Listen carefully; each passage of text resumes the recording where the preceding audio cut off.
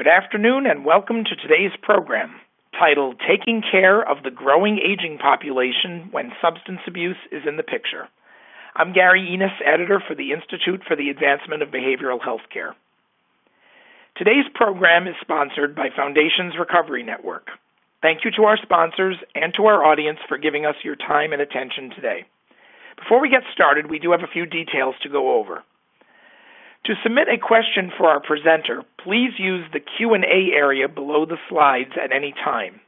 You do not have to wait until the end of the program to submit a question. If you are having technical issues, please click the Test Your Connection button below the video window to chat with support. And finally, to download a copy of the presentation, please click the link in the Resources tab to the right of your slides. I have a special note about CE credit. To get your CE, you must watch the program all the way through the Q&A section at the end of the presentation. At the end, do not leave the web page.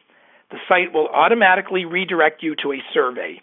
This must be completed in order to generate your CE certificate. For those watching in a group, please download the group submission guide in the Resources tab and follow the instructions provided. Please note that CE credit is not available for the archived webinar. It is only available for the live event on November 27th, 2018.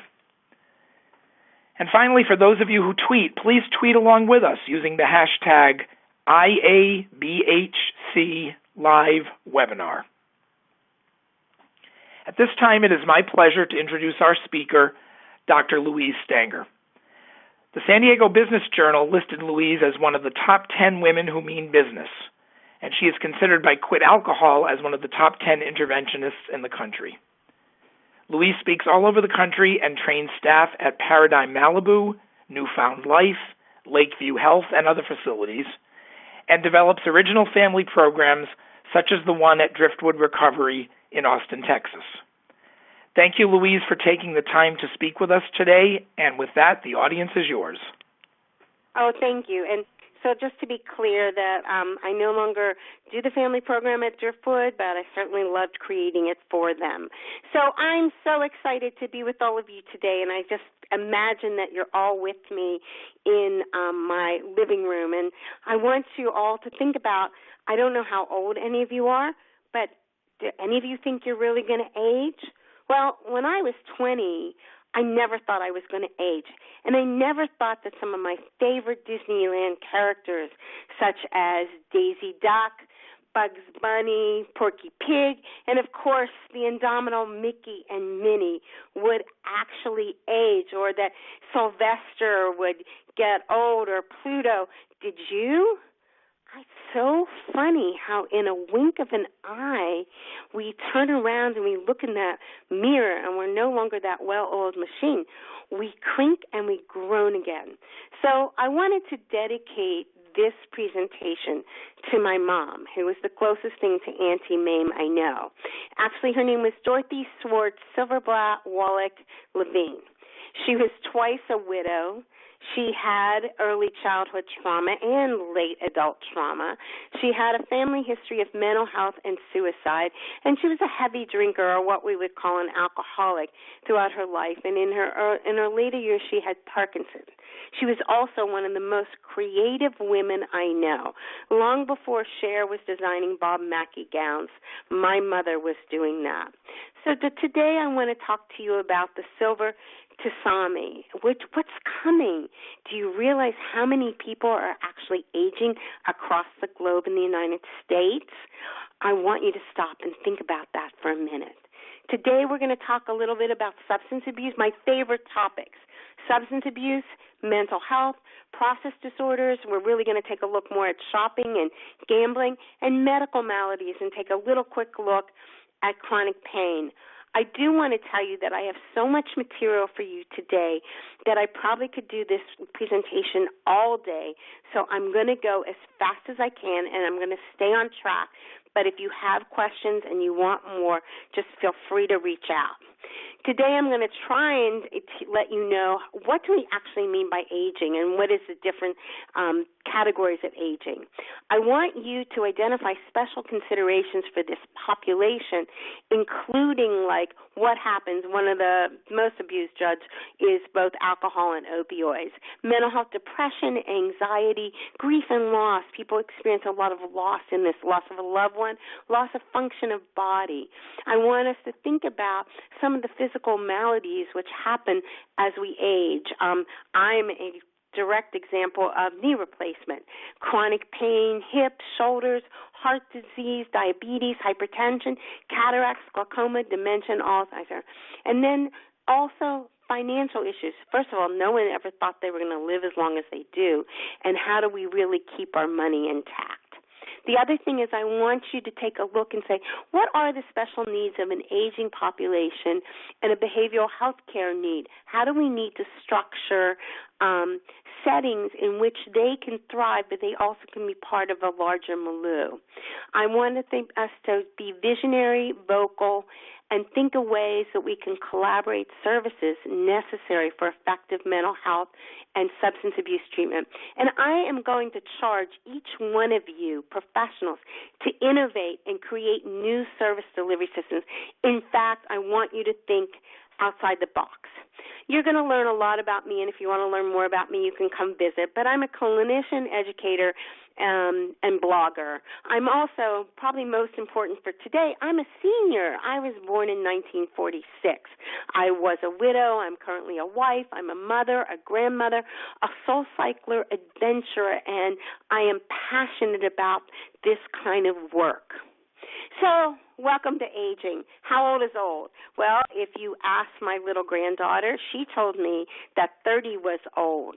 And I said, what is 72? And she said, no, Wheezy, which she calls me, you're only 31. But my mom is 70. I loved it.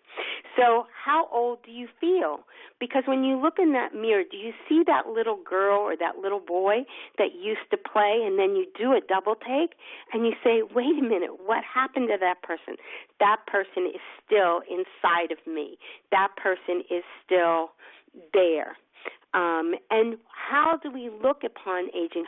What does media say? How many magazines here in the United States actually focus on aging? Go to the grocery store, and do you see beautiful aging people in the grocery store? No. But as George Burns said, you can't help getting older, but you don't have to get old. What does that mean? We need to keep our spirit and our mind alike. And so I love this one photograph of this woman which shows you the many different facets. And I bet we could do a photo collage, at least I know I could, and perhaps you could, of a photo collage of what you look like.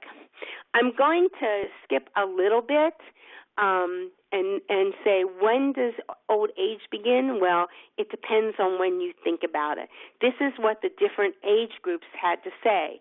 At age 35, they thought that people were old at age 35. At age 31, what age do you consider the prime of life? Well, millennials think it's 36. Gen X thought 47. Boomers my age came up with 50. And the silent majority came up with 52. I'm going to argue that that's no longer true, that we're going to have to rethink those categories. I'm skipping a few of these things because I think what you need to know when you're developing strategies and you're developing, what matters most to seniors in the United States is health and money, and what kind of community they're going to live in, and how are they going to thrive. 1 in 5 residents, just think about that, are going to be in 2030. How old will you be in 2030? Let me ask you to do that. Just stop and do a little math right now. How old will you be in 2030? I dare that. I really don't want to think about that, but 1 in 5 U.S. residents will be 65 or older. So if you happen to be 30 right now or 20, just think about that. You'll be heading there in no time at all. There's one person that is not in the behavioral health care field. However, he is probably the greatest person known for marketing to seniors, and his name is Ken Deichwald. So for those of you that don't know him, I invite you to get to know him because he is the gentleman that takes a look at the history of marketing and at American demographics. And he is the largest marketer to baby boomers there is. So when you're thinking about how we're marketed to, you must think of Ken and everything. When we think of what geriatric care services cost, they're $916.31 billion in 2017, and by 2023, I can't even begin to tell you how many billions of dollars we will have. When we think about things, I once read when I was 20 this quote, and when 20 I was a young graduate student, and I read a book called The Person by Theodore Litch, and it said, aging is the process of growing old. You're no longer that well-oiled machine. Rather, you creak and groan a bit. And you know what? I really thought that was absolutely ridiculous, but now I sort of understand what that means, although I do put a lot of denial blinders and confabulations on and say, oh my. So when we talk about gerontology, and I love the fact that there are very few schools in the United States that really focus on gerontology. However, if you happen to have someone young and you're interested, this is a specialty that I think one should be very mindful of. But I think it's important to know the vocabulary. Senescence refers to biologically aging. If you look down at your hands, if you're over 60 or over 65, you're going to see they wrinkle a bit. You're going to see that your face wrinkles, you change. You're no longer that well thing.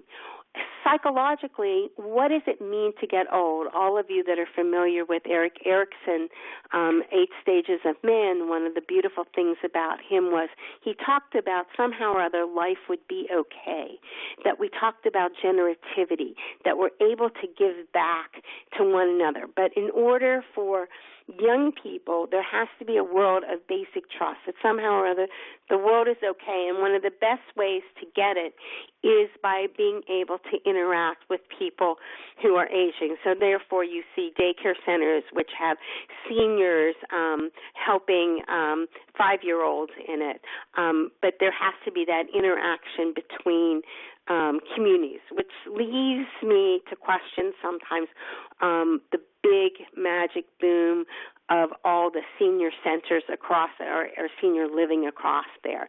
Do we really need all of that, and how do we build in generativity? Sociologically means what are our networks that we are able to interact with? Who are our communities? Because as we grow older, we lose friends, and where do we find our spirit and everything?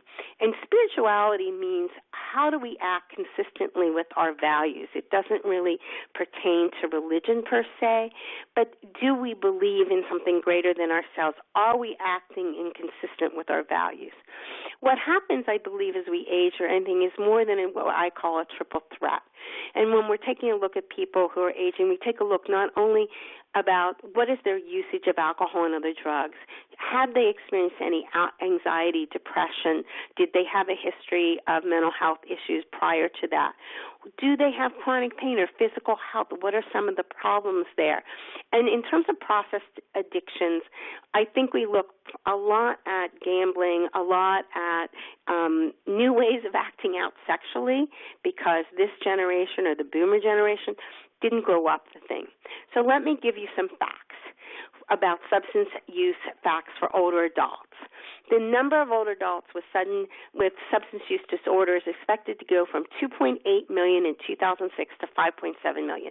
So I don't know if any of you are calling in, but I happen to live currently in the Palm Desert or Coachella Valley area, and do you know it is a large aging population, that the 2 Costcos sell more alcohol than any of the Costcos in the United States. I wanted to open a Lucy stand out there to help some of the seniors, because that's what they're doing.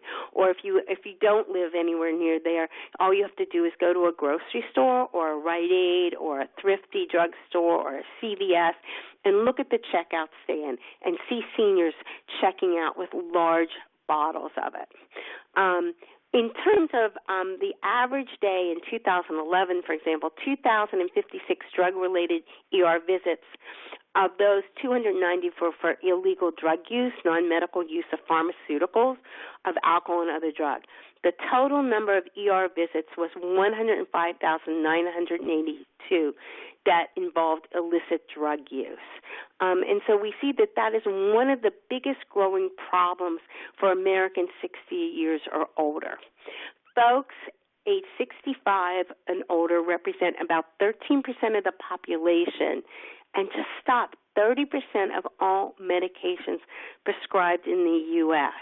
And I don't need to belabor about the opioid crisis because I've written about it before, and you all are overly familiar about it. But we know that since 2002 and the development of opioids, people were easily prescribed medication. At the same time, if you experienced a loss, the death of someone, and you went to your doctor, oftentimes you were prescribed an antidepressant as a way of coping with something which maybe better coped without an antidepressant. There are some dramatic statistics. 2.5 million older adults experience an alcohol and other drug problem. 11% of all hospital admissions result in AOD. Widowers over 75 have the highest rate of alcoholism in the United States. I want to stop because I did a lot of work with widows and widowers, having been a third-generation widow myself. It was a topic of very interesting. Nearly 50% of nursing home residents have alcohol-related problems. And let me ask you something when we talk about senior centers, and they are fabulous. I think Brookdale is the largest senior center in the country. What do they do specifically for this issue in terms of their programming, et cetera, et cetera? This is an arena where I think we could play a large part and be helpful with. There are some dramatic statistics. Binge drinking among older women is increasing faster than men. We also know that there's more women that survive, and there are more women than men. And older adults are hospitalized as often for alcohol-related problems as for heart attacks. There are 17 million prescriptions for tranquilizers prescribed for older adults, and benzodiazepines are most commonly used and abused thing.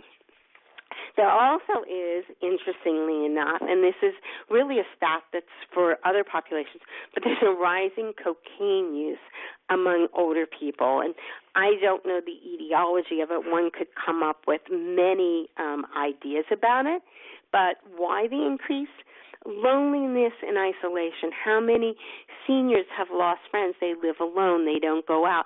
Some people were never joiners, and so they don't know how to do that. Children grow up. They leave home. Retirement. A lot of people, I would speak for myself, get joy, get passion from the work they do. And then suddenly when you don't have that, how do I cope with that? Who am I? Because really over 3/4 of my life, I was identified within the context of a job. And so we know that retirement planning is something that's really a must thing. Death of a partner and good friends. You know, when you can no longer call up that good friend at 6:30 in the morning or 5:30 in the morning, who do I get to do? Your physical health fails, and then again, finances change.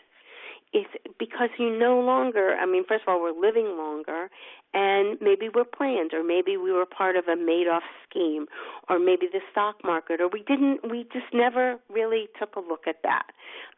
So many different reasons. So when we think about signs of alcohol abuse, if you're working with your clients, you know, there's solitary or secretive drinking, and you can find that with bottles hidden everywhere. There's rituals of drinking before, with, and after dinner. You know, I'll only see my mother in the afternoon before she ever starts drinking. There's a loss of interest in hobbies. There's intermittent and frequent use of tranquilizers. We all know the slurred speech, the empty liquor bottles, the smell of of alcohol. For me, when I was growing up as a small child, or when I was an adult and I would call my mother, I always knew when she was loaded because she would start getting pretty angry, and she always started every sentence with, "Who do you think you are?" Everybody knows what these things are. And there's memory loss and confusion or hostility and anger. And there's barriers to addressing substance abuse. I cannot tell you how many people call me and say, "She's too old to help. He's too old to help." Ridiculous. Nobody is ever. Drinking is the only thing that makes him happy. Why would I take that away from him now? Mom is old. What difference will it make?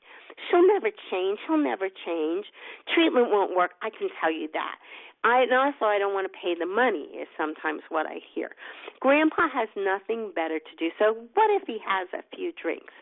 Only young people experience addiction. You're ridiculous. That doesn't. And also there's the shame and the stigma.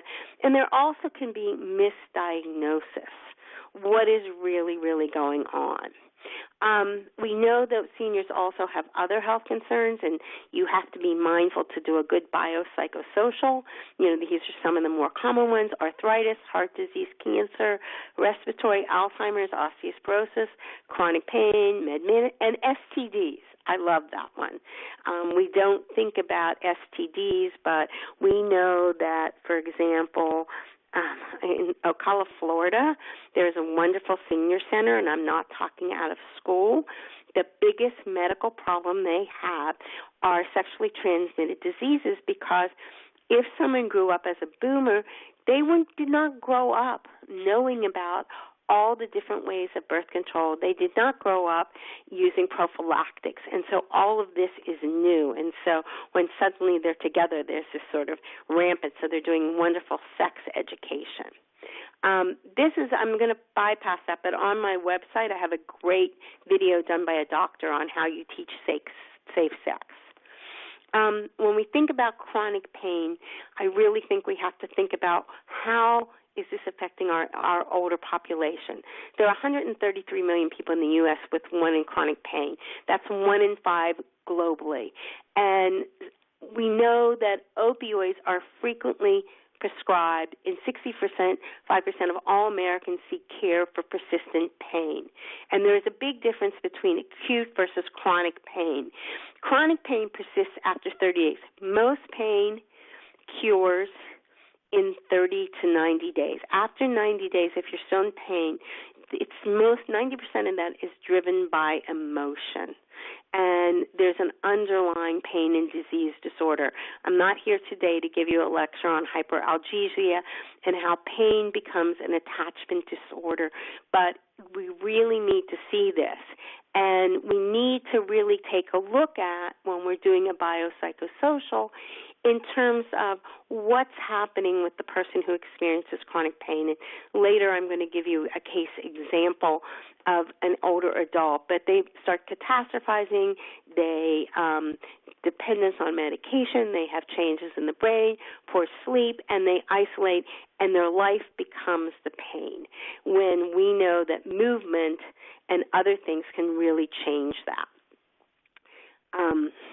With a 10-day, I want you all to really understand this, because when you have clients, and this is based on the University of Arkansas research, with a 10-day supply of opioids, just 10 days, 1 in 5 become users.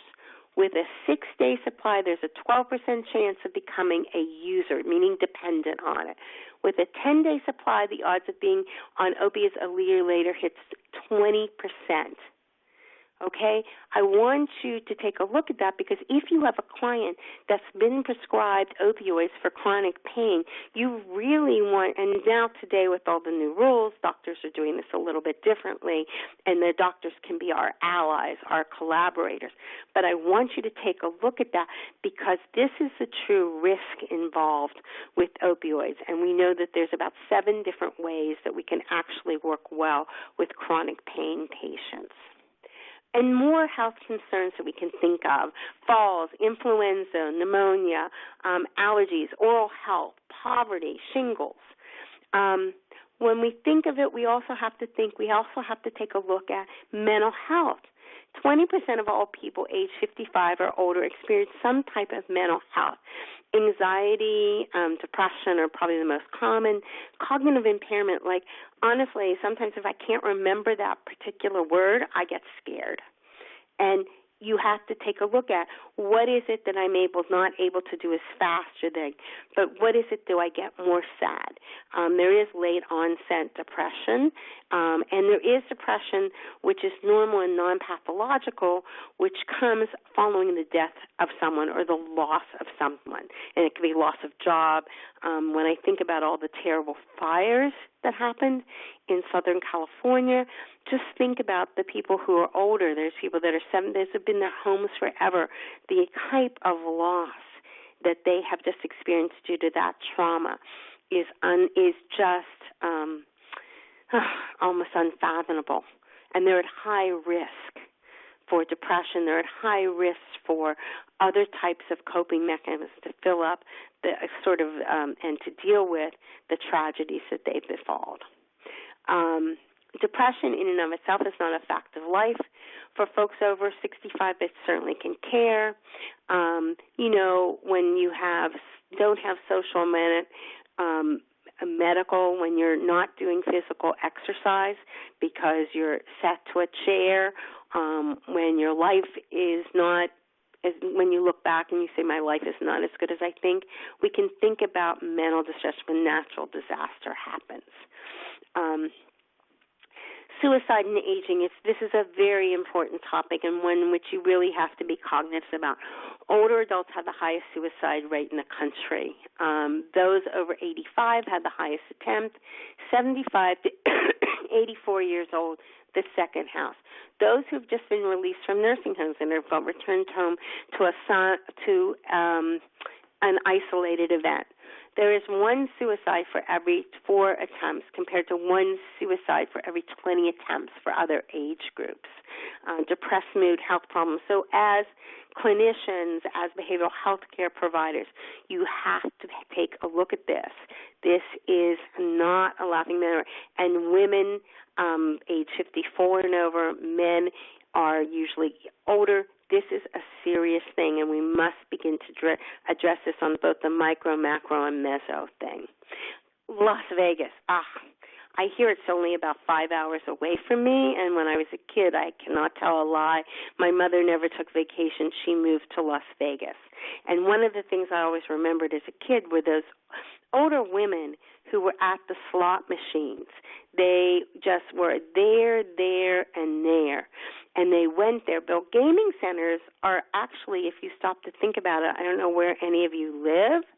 I don't know if you are able to take a look at gaming centers, but these are oftentimes the new senior center.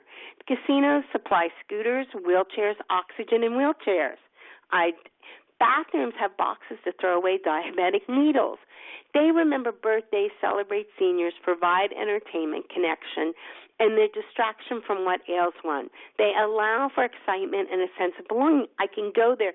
Gee, people know my name. They recognize me. In fact, I was presenting about a month ago to a group of financial managers in Los Angeles, and one of the women who I was hoping might follow up was a CPA, and she said that she has a woman who every year must be very wealthy, drops $1 million on her birthday alone on gambling, but she can afford it. And I said, didn't you ever think that might be a problem? And she said, I hadn't thought about it that way. But take a look at what do we do, whether we're playing mahjong, whether you're playing bridge, how does this work? Because also gambling casinos need to be trained. And so I think on a macro level, we need to work with them to say, okay, you provide entertainment and socialization. What can you do to help reduce the risk? Because it's no longer the penny slot machine, and you can lose all of your money. You know, seniors have to burn through money to spend savings. Seniors can't make up their losses because they just don't have the same earning capacity. Impaired cognition can make poor choices. And medications, dopamine antagonists for Parkinson's or other movement disorders may put one at higher risk for gambling. So you want to take all this into account when you are doing it. And just think of the depression, shame, and anxiety. I worked with a wonderful family who was originally from India, and the mother was it was a doctor, but she had gambled away all of her money. But the whole thing is that she had early onset dementia, and getting her the help she needed became really important for that.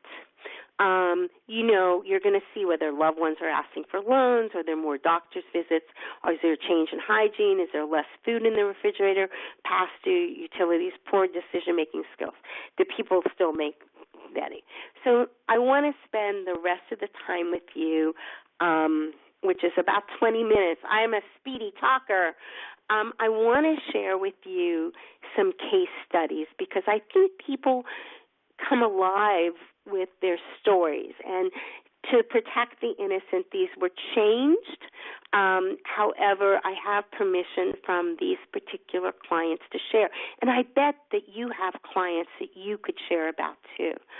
So I'd love you to meet Sally, and Sally didn't live in Palm Desert, but honest to God, I could put her. She was really from North Carolina, and Sally loved her golf cart. And I have never seen before I moved here a parade of golf carts. But what happened was Sally also loved her alcohol. Her husband was still working, and he liked to travel a lot, and I would say their relationship was tenuous. And Sally, if you notice in the screen, she actually could pour alcohol from one of these really cute, if you go online and see these golf clubs that actually hold liquor. I mean, you can put liquor in almost anything. And she would do that, and she would start. But she took her 2-year-old granddaughter for a ride in grandmother's golf course. The problem was grandmother had too much to drink. She was intoxicated. It wasn't safe. And the 2-year-old fell out of the grandmother's car and broke her arm.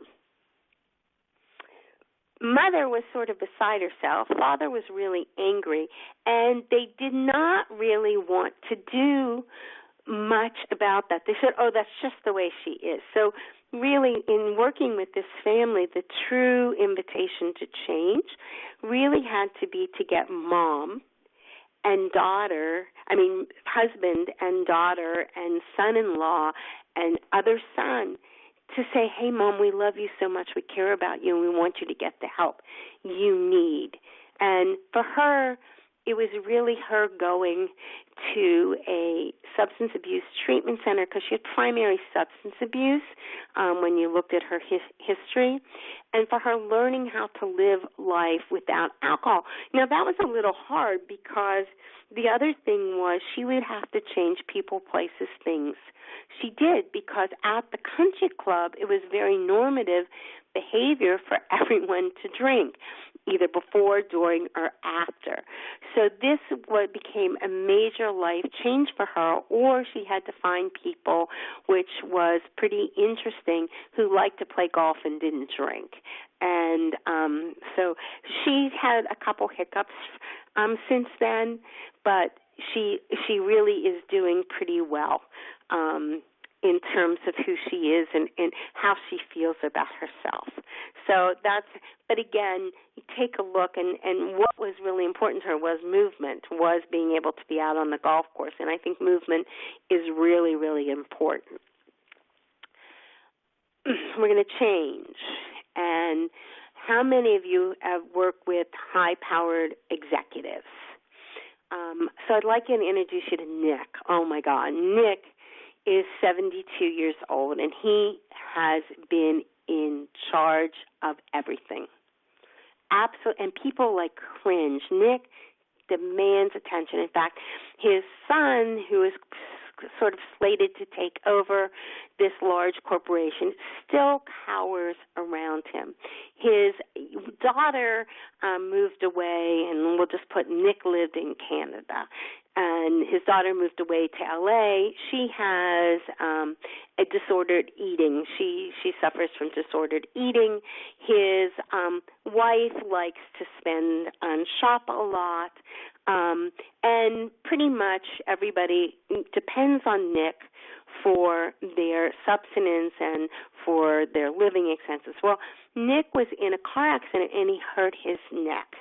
And so in addition, of course, he was given right away opioids. And at that time, he was given, people weren't aware of all the dangers, because we know that back in 2002, when opioids were just developed, they didn't know about intensity or quantity and frequency, because no studies had really ever been done.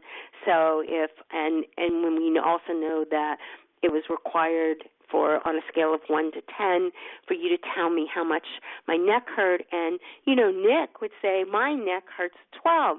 And so his doctor at that time did what all the other doctors did, rightly or wrongly, and he said, here, take this pill and take it once every 6 hours. Well, Nick came back and said, well, you don't understand, my neck is still hurting.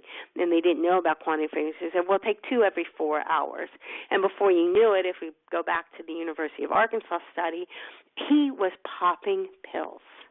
And he had become dependent on the pill because hyperalgesia had started, and in terms of chronic pain, he was beginning to do that. He started slurring his speech, his memory was poor. He stopped taking his children out, and by the way, he stopped going to work. He had people bring pieces of paper to him. He was downright grumpy. And the family was really, really scared because they did not know what to do. And so actually for this, obviously we're talking about an invitational intervention. And we had to get all of Nick's, actually more than just his family involved. We had to get his money manager involved. We had to get the controller of the company, because he was making decisions which weren't really, really good. So we were just being able to do this. Nick went to treatment reluctantly. In fact, a lot of the work that was done with Nick was done in his home because he really liked concierge fashion and put together a team of people to help him. He is doing much better. We did find out that Nick did have some memory poor. So, Carrie, are you going to move my slides? Someone is saying to me that Sally is on the screen, not Nick. I'm so sorry. I don't know, but I'm talking about Nick, and they're saying to me that it's someone else. So why don't you move the slides, and I'll talk about who you want me to talk about. I have Helen up. Is that great? So move my slides. Can I talk about Helen? Okay. Helen, I'm not too sure. I'm so sorry. I'm not too sure where they are. You're okay, right Louise. now. Helen is on the screen now. Thank you. I'm so sorry. I've got so many wonderful people that I don't know where we are.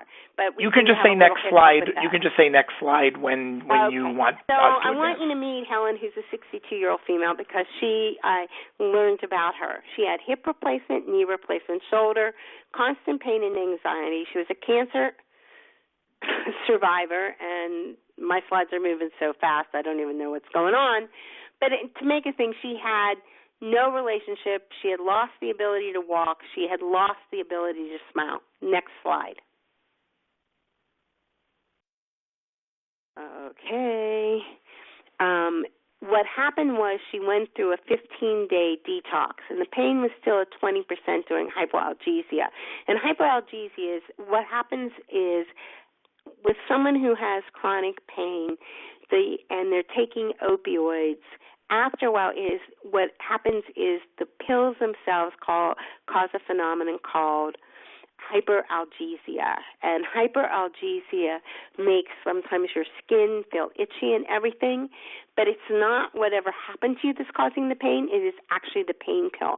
And then after that, your brain becomes attached to the pain, and it's almost seen in the same way as substance abuse is an attachment disorder, so too is chronic pain.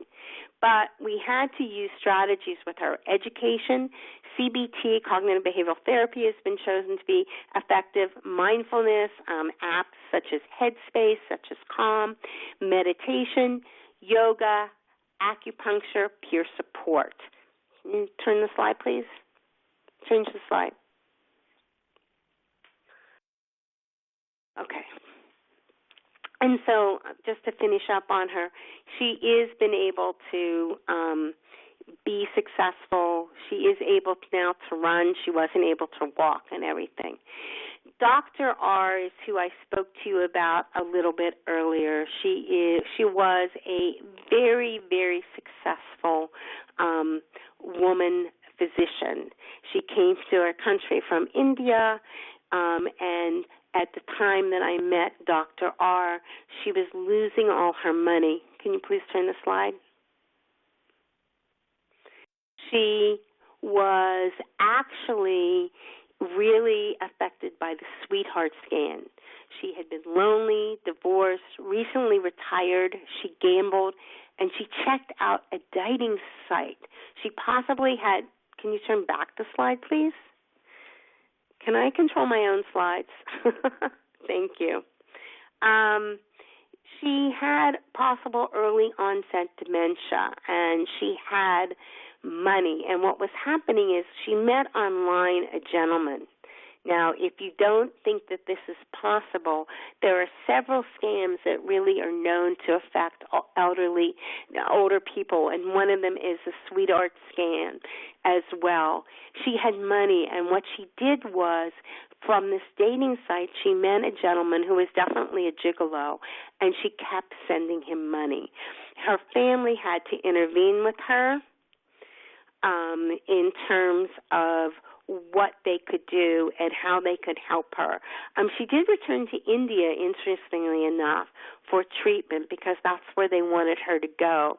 And they also had her checked out for early onset dementia, and she was able to regain her dignity, which is the most thing, and also regain the trust of her daughter, who was also a professional counselor. Next slide. Okay, I'm going to turn.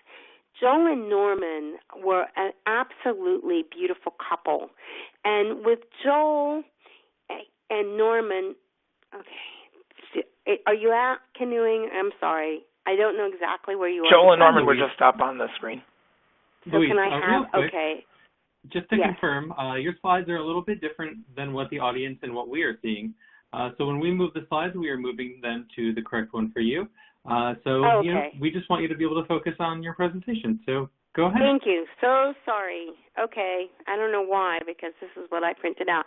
So if we talk about the grandparent scam, which is where I think your slide is right now, and I'm not going to get embarrassed, this is the one where you get called up. They know your grandchild's name. They say, Johnny, you know, he's really, really awful there. And he's really doing everything wrong. And so what happens is he runs out to Best Buy. He spends $10,000 on cards because they say that they're holding the grandchild. And so what we want to be able to do is be able to help him overcome the shame, because when we get someone who's been experienced a grandparent scam, they're devastated, they're depressed, and they want to hide, and they're embarrassed. And this becomes a different type of mental health intervention. I'd like to be able to talk about a wonderful woman as we finish, and that is I'd like to talk about There is someone that says, who would have ever thought of canoeing? When I was working at a facility, there was a mother who never, ever was able to move. She was taking so much fentanyl and everything. She didn't walk. However, she remembered as a young child that she had knee replacement, she had hip replacement, and she had shoulder replacement, but she could walk. And one of the things that moved her to change was, as a young child, she remembered that she loved canoeing, and so they were able to get her into a boat and take her into canoeing. The other person that I didn't talk about was Joel and Norman. Joel had been a successful entrepreneur in the entertainment industry. However, he was sexually assaulted by his boss, meaning he was part of the Me Too generation, and he got so depressed that he just quit. And he just was unable to work. With an intervention, we were able to get him help for his alcohol, and we were able to get him to speak about his trauma, not only that trauma, but also the trauma with growing up. I'd like to talk about what there is time for aging, because I know I only have 5 minutes left, and honestly, I invite you to just call me up and we can continue this conversation. But when we think about aging, there's time for laughter. There's time for tears. There's time for joy, for creativity, for love, for forgiveness, for moving on, for starting over, for making amends, for coloring outside the lines, for making a difference, for communicating with compassion, for spirituality, for imagination, and for bravery, for following up. Successful aging allows you to have a sense of humor, and I think helping people find their sense of humor is really, really important. Finding a purpose. What is my purpose now? I knew my purpose when I was younger. I was supposed to go to school. When I was older, I was supposed to work. When I had a family, or if I didn't have a family, I was supposed to be of service. For being of spirituality, or being consistent with my values. What is really important in my values? Where do I find integrity? Where do I find resilience? How do I rise to my next possible self? Successful aging also talks about accomplishments. It talks about enjoyment. It talks about financial security, physical appearance, and productivity. When we think about theoretical definitions of aging, when I put my professor hat on, we look at life expectancy, life satisfaction and well-being, happiness and contentment, personal growth and learning new things, physical health, functioning, independent. We think of psychological characteristics and resources, perceived autonomy, perceived control, self-esteem, how do I feel about myself, social and community, social networks, support participation, and activity. You know, we talk about making the lifespan equal, and we talk about what are the goals. We talk about, I'm asking and inviting all of you to be visible, vocal, and visionary, to educate professionals, to engage in regional leadership, to build public awareness, to challenge ageism, and disseminate targeted messages. I want you to know that today there are over 120 medical schools in the U.S., and guess what? There's only 13 departments of gerontology in the entire United States. And 65% of all doctors will not take an elective in geriatric medicine. What does this tell us? How many of you who are new young professionals want to take a specialty in gerontology? When we think of the wellness marketplace, people over 50 are 44% of the adult population and account for 52% of all personal care sales. 55% of all physical therapy sessions and 63% of all surgeries are for older adults. The wellness marketplace needs to be reconceptualized, to be inclusive and respectful to elders. So when you think about this and how you think about it, I love to hear from you and hear the cases that you have, that you are dealing with, to help you be able to think about this. There are, in terms of degrees, I think it's so interesting, in gerontology, the total degrees awarded in 2016 in the area was 1,449. And of that, that was such a small pittance of people that are really interested in this field. I invite you to take a look at this. When we think of who USC, which my former graduate assistant, God, you can tell how people far surpass you, is the Dean John Clapp. 7.3% of all of the graduates in the School of Social Work will take a degree in gerontology. In terms of what we have available, California State University, Sacramento has a gerontology program, Portland State, Stark State College, and University of Massachusetts. There is a paucity of things involved in gerontology, and I think we are actually missing the boat. I really believe that it's so important when we take a look at it that we create systems in which people who are aging are honored. There is a difference between someone who's 65 to someone who is 85. There is a difference in their needs. There may be a difference in their cognition. But people have something to offer at every age.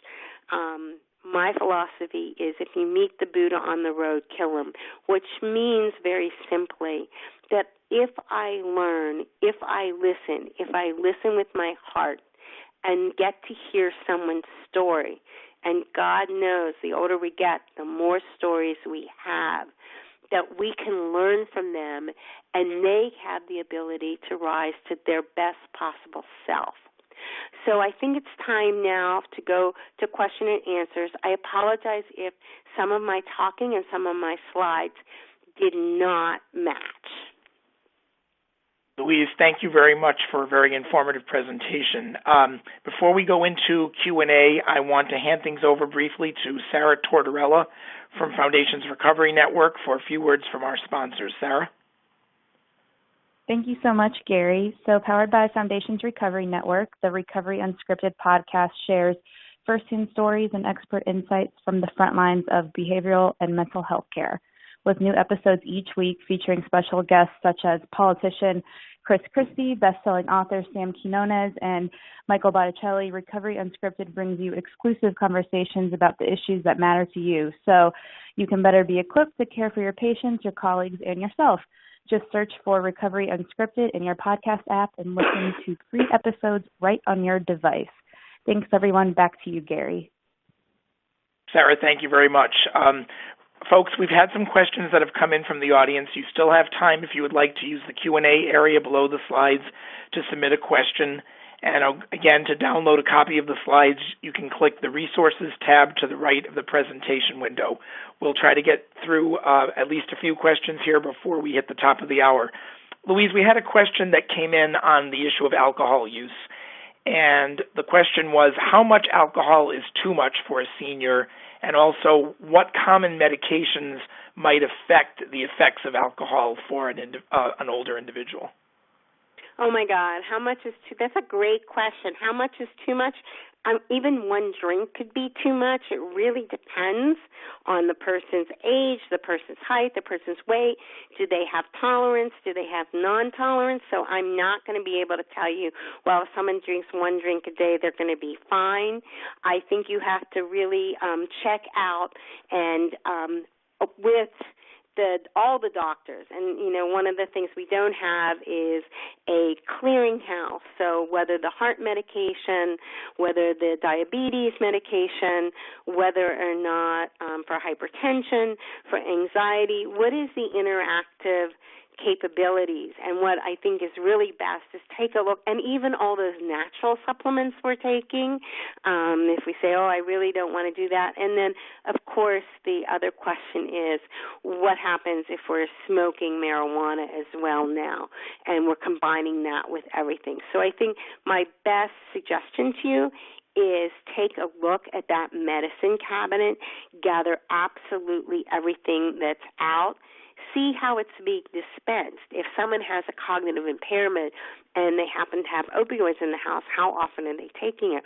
What's the quantity and frequency? And then I would take them all to either your general practitioner, because those medications could all be given by different specialists, and have someone with better knowledge than me run all those things and then take a look, because there is interactive capability with all different medications.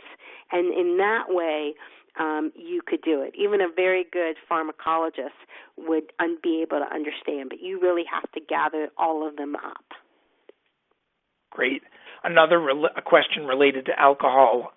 Could you give any examples of what would be a typical admission diagnosis for a person who is either hospitalized with alcohol-related problems, or maybe that large percentage of people in nursing homes who are there for or who have alcohol problems? What would be a typical admission diagnosis for those individuals, would you say? So you mean substance use disorder? I mean, in terms of physical, obviously you're going to have to correct, and we know that, the devastating effects of alcohol take a longer time. So do they have an elevated bilirubin? Are they jaundiced? Is their liver compromised? Are they bloated? And take a look at, quantity and frequency for substance use dependency in terms of how they're functioning. You're going to take a look at cognitive functioning. Are there a lot of falls? Have they been falling lately? There's a lot that goes into that admission, but again, it depends on where you're getting. I believe to get a good diagnosis, you need what's called triangulation of data. And by that, I mean that you take a look at what is the self-report. People tend to minimize, and we know in the profession we usually take it times 5. I drink 1 drink a day. Well, that doesn't compute right. And also, what are some of the physical issues that are going on? Gee, I fell down, I scraped myself, I cut myself shaving. I mean, it's really hard to say what those are. And then what other diagnoses, what other physical maladies are there? Is there a history of anxiety and depression? So you have to come up with a picture of that person, and you can do that. And you also need a complete biopsychosocial. Tell me about the family. Tell me about that. So I'm a big proponent for triangulation of data, which means physical, medical, psychological, and then, the objective bystanders. Tell me about your loved one. A very interesting question that came in here, Louise. People need to feel valued no matter what their age is. How can we best help the elderly population feel truly valued? And what therapeutic approaches might work best in trying to convey this? I love that question. I think I'm going to try and restate it. How can we make people feel valued?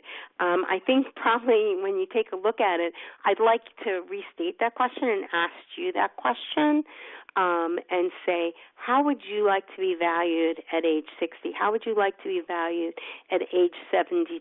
How would you like to be valued at age 85? What is it that you can give me? Because certainly you can give me resiliency. We do that in certain areas, like, I don't know why this popped in my head. The Tuskegee Airmen, their oral history. They were the first African-American people to fly in the world. We value their oral history. Do you value my oral history at 72? How do we elevate? How do we incorporate into our even our treatment centers. Do we have an arena where people who are over the age of 65 interact with ages 30? Do we have magazines which focus on the beauty of aging, not the beauty of being aged and how beautiful we can look, but the beauty of aging? In what way do we pay for that type of expertise? Or do we say we want someone younger, quicker, and faster? I mean, that in and of itself is a great ethical question, and it's a great question that everyone needs to ask if they have a treatment center, if they are head of a large senior network. How do we value this? What can this person give me? What can I learn from them? Because I think learning never ends. And then very quickly, Louise, because we're almost out of time, but I wanted to get this one last one in, maybe a couple quick thoughts.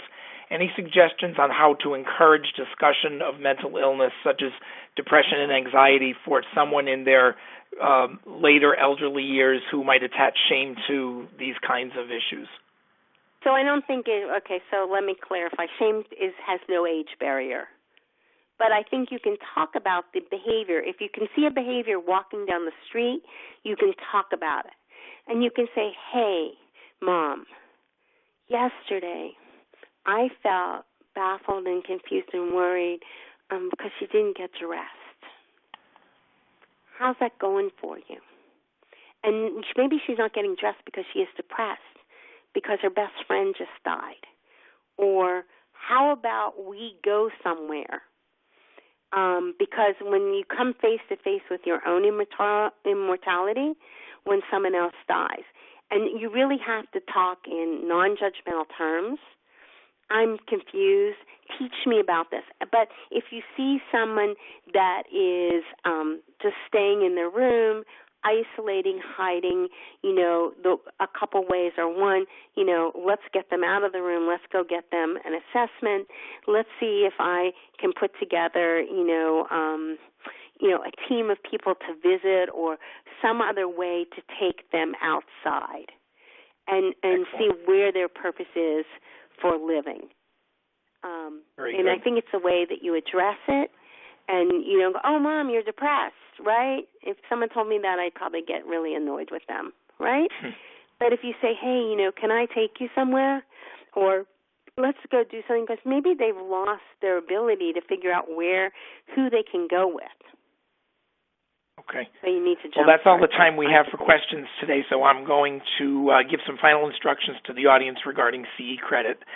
Please, again, do not leave this page. Please continue to stay on the platform. The site will automatically redirect you to a survey, which must be completed in order to generate your CE certificate. For those watching in a group, remember to download the group submission guide in the Resources tab to the right of the slides and follow the instructions provided. Please note again that CE credit is not available for the archived webinar, but only for the live event on November 27th. If you enjoyed today's program, please join us again on December 11th at 1 p.m. for a presentation with Robin Cruz Harrington on the body conversation.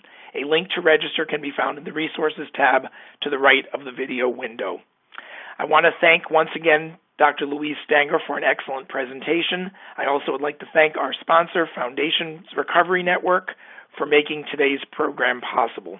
Finally, thank you to you and our audience for participating today. We hope you will join us in the future for another IABHC webinar.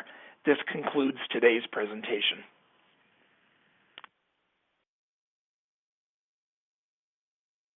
Hi.